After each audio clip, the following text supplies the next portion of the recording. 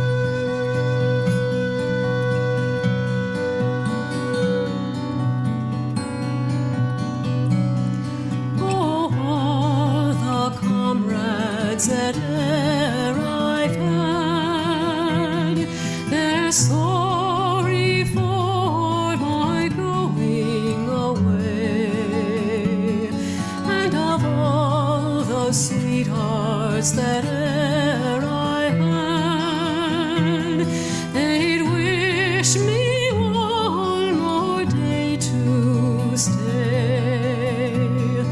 But since it falls into my lot that I should run